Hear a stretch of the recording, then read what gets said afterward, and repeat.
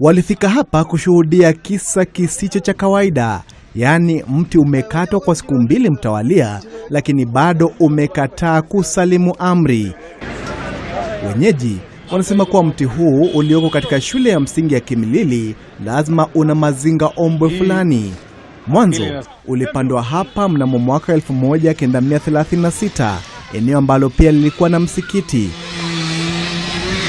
Msikiti ulibomolewa baadaye na waumini wa dini ya Kiislamu wakaamua kuwa wanafanya sala yao hapa, lakini mwalimu mkuu wa shule hii aliwauzia watu fulani mti huo ili waukate na kuchanja kuni. Mti umekataa kusalimu amri. Miti imekatika, imekwisha na miti haianguki. So tunashangaa hata mwenye aliuza hii miti ametoroka, hayuko. Miti imewachwa tu hapo hivyo na italeta madhara.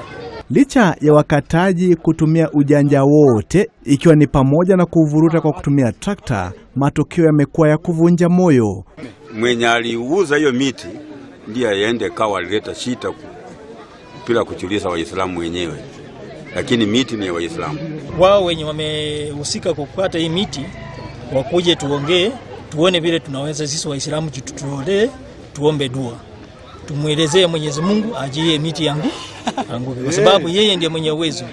Hakuna mwanadamu mwenye ako na uwezo. Hata ufanye nini uwezo kuwa na uwezo, uwezo ni wa Mwenyezi Mungu. Wanaoishi karibu na eneo hili wamelazimika kuchukua hatua nyingine. Sasa sisi tutakwenda lala wapi hata? Hapana jua, wezi lala huko. Maajabu ya Kimilili.